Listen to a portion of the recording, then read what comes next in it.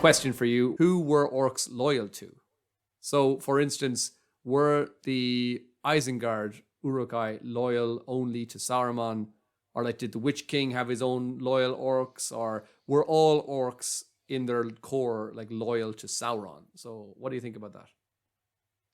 That's a good question. And one I've never thought about before. But like, yeah, if you're looking at the movies, you have the Uruk-hai, Saruman's Uruk-hai are definitely loyal to Saruman because he breeds them.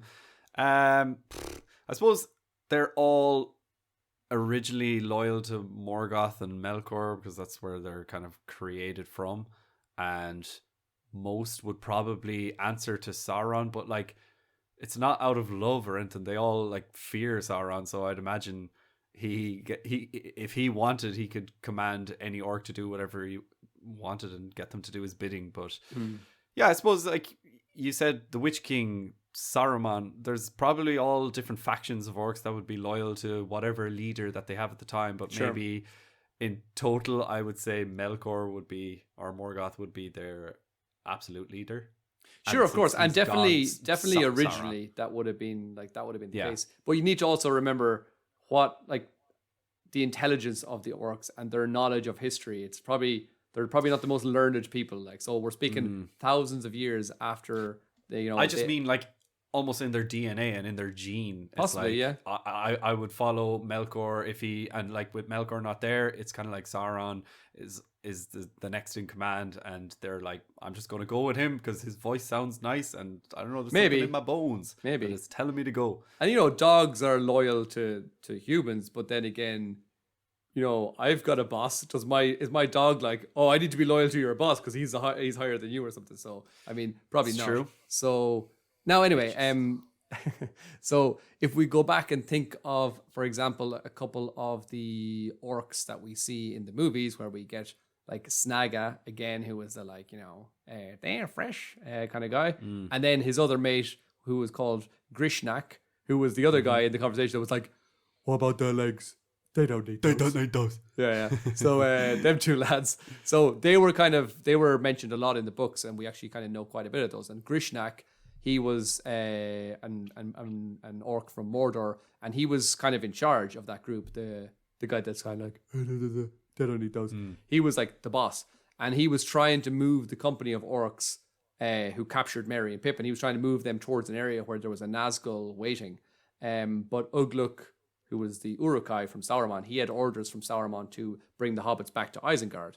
And so while Grishnak was trying to make the group go east, here's what Ugluk said. He says, quote, "What's happened to your precious Nazgul? Has he had another mount shot under him?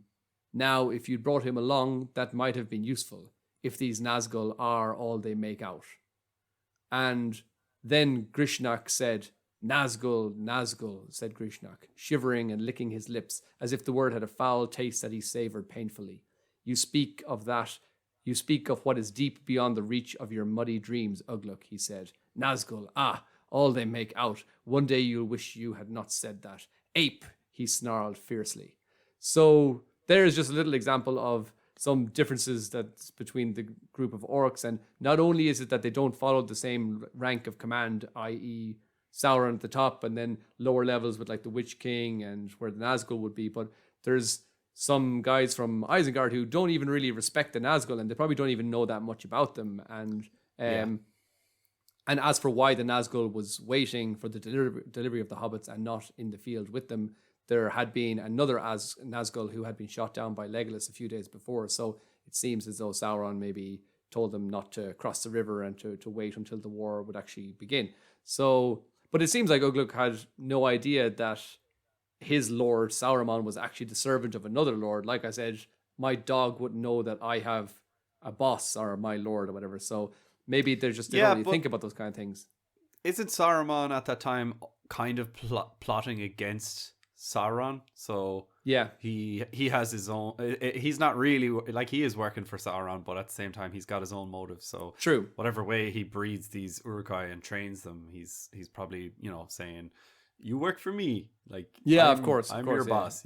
But again, just the simplest idea would probably just be that they don't even really, they know of, they're like, oh yeah, I've heard of that place Mordor, I've heard of Sauron, but they don't really Yeah. give too much importance to it. They're kind of just like, yeah, whatever. Yeah, like to answer your question again, I don't think any of them have any huge loyalty to anyone, but I just feel like there is some sort of, if Sauron was to click his fingers and command as many orcs as he could, you'd get 90% of them doing whatever he wanted. It's true. But like I don't think, yeah, but what if like Sauron and Saruman were to go to war against each other? Like, I don't know how that would pan out. If there was like a head-to-head battle of Sauron versus Saruman, and Sauron defeated Saruman, then they'd all probably see Sauron's strength, and that's probably what they would go, and they would go, okay, we need, you know, if there was that obvious, oh, their master is a stronger, we should go and serve him, because that's, you know, but they probably just don't know. They probably just aren't, like, I mean, the Uruk-hai are quite intelligent compared to the normal orcs, but still, they probably don't know, you know, they would have to learn about the histories and, you know, all that kind of stuff. So, and also Saruman, we know that he's one of the most kind of cunning, and like his voice was so powerful, he could basically twist anyone. There's a quote, I think, from Aragorn saying that maybe the only people in Middle Earth who could not be turned by Saruman were Galadriel, Elrond, and Gandalf. He was like, pretty much everybody else could possibly be turned by Saruman, which is something else to think about when you think of, when everybody hates Wormtongue, and you're kind of going, look, he didn't have a chance. He was manipulated by Saruman. Like, he couldn't really. Yeah, but he was gross. He was gross. He was really greasy. He was pretty, he was like a half goblin. Man. Maybe he was. Maybe he was. He probably was. Yeah, goblin. And Man, actually, or half orc. I do, when you say like, are the orcs loyal to Sauron or whatever, I do kind of imagine Saruman's Uruk-hai as like their own separate race almost, and then like every other orc that was there before is kind of not secretly, but like there's a little part of them that's just loyal to Sauron, even if they're over in sinking Beleriand or, you know, wherever they are. I feel like they would answer to Sauron's call. But then like Saruman's corrupted and inbred Uruk-hai, they're their own thing. They're their own kettle of fish almost. Yeah, sure, exactly. Maybe he used a kettle of fish to breed them. Maybe that was another technique he used. That's what they stank. Just to go on to another little quote here in the chapter called The Uruk-hai from the Two Towers book, Ugluk says, quote, "We are the fighting Uruk-hai. We slew the great warrior," speaking of Boromir. "We took the prisoners. We are the servants of Saruman the Wise, the white hand, the hand that gives us man flesh to eat." So there again, he's clearly, you know, putting his flag in Saruman's camp, and he's saying, this is our master. And so there's none of this like, we serve Saruman, but we also think that Sauron's great. He's cool too. You know, they're just kind of like, they're saying, no, Saruman, he's the guy that gives us man flesh to eat, which is also kind of a cool insight that he was actually just feeding them men while they were in Isengard. So that's kind of creepy as well. Well, I mean, you gave the example with your dog and your boss, but like maybe it's a situation where, you know, they only answer to their boss, who's, let's say, the bank manager. But then, like, what if the CEO was to come down and be like, "Here, do you want to go to a party on my boat?" You wouldn't be like, no, I'm loyal to my bank manager. I'm not going to chill with you. I think Sauron is that CEO. Anyway, but looking at the whole event, basically, of the Uruk-hai taking Merry and Pippin, they were clearly loyal to Saruman because, like, they killed other orcs from Mordor. They were not loyal to Sauron. They didn't search Merry and Pippin to see if they had the ring. They kept the prisoners unmolested and not searched as per orders. And so they were loyal and faithful to the service of their master. So they were definitely... Why not molested? So some other examples then of hostility between orcs from Isengard and orcs from Mordor, just to very quickly give you a couple of quotes.